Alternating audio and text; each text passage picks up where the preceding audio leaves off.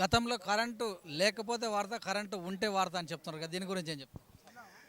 గతంలో రైతుల కష్టాలు తెలిసి రైతుల కోసం పాదయాత్ర చేసి అప్పుడున్నటువంటి రైతుల కష్టాలు తెలిసినటువంటి నాయకుడు కాంగ్రెస్ పార్టీ రాజశేఖర రెడ్డి గారు రైతుల కోసం 9 గంటలు నాణ్యమైన ఉచిత కరెంట్ ఇచ్చినాడు. ఇవాళ కేసీఆర్ ప్రగల్భాలు పలుకుతున్నాడు. మరి ఏ ఊర్లకు వస్తావు, ఏ చౌరాసాకు వస్తావు, 24 గంటలు ఏ రైతైనా కరెంటు వాడుకుంటున్నాడా? ఇవాళ కనీసం 9 గంటలకు పండించిన వడ్లనే కొనలేని కేంద్ర రాష్ట్ర ప్రభుత్వాలు రైతు 6 నెలలు పండించిన పంట కనీసం కల్లాల దగ్గర 2 నెలలు వెయిట్ చేయాల్సి వస్తుంది. కొంతమంది రైతులు కల్లాల దగ్గరనే ఇలా గుండెపోటు చనిపోతున్నారు. నువ్వు 24 కరెంటు ఏ రైతుకి ఇస్తున్నావో, ఏ గ్రామంలో ఇస్తున్నావో చర్చకు రావాలి. నాణ్యమైన కరెంటు అందించింది కాంగ్రెస్ పార్టీ. రైతుల కోసం ఏకకాలంలో రుణమాఫీ చేసింది కాంగ్రెస్ పార్టీ. రైతుల కోసం సబ్సిడీ ఇచ్చింది, విత్తనాలు సబ్సిడీ ఇచ్చింది, ఎరువులు సబ్సిడీ ఇచ్చింది, పరికరాలు సబ్సిడీ ఇచ్చింది. అవన్నీ ఎత్తేసి ఇలా ముష్టి నువ్వు 5,000 ఇచ్చి ఇలా రైతు బంధు అంటున్నావు.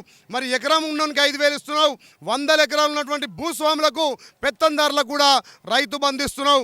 రైతు బంధు ఏమున్నా ఇలా ప్రజల ఓట్ల కోసమే తప్ప పేదోడి కోసం కాదు, రైతు కోసం కాదు. నువ్వు రైతు బంధు నిజమైన రైతుకి ఇవ్వాలంటే నాటు పెట్టిన రైతుకు ఇలా మార్కెట్లో ధనం వచ్చినటువంటి ధాన్యానికి గిట్టుబాటు ఇస్తేనే రైతు బాగుపడతాడు తప్ప ఇవన్నీ ఓట్ల కోసం పెట్టిన పథకాలే. కేసీఆర్ను ప్రజలు ఆలోచన చేస్తున్నారు. 2023లో కేసీఆర్ బొంద పెడతారు. ఖచ్చితంగా మునుగోడులో పాతరేసి కొడతారు.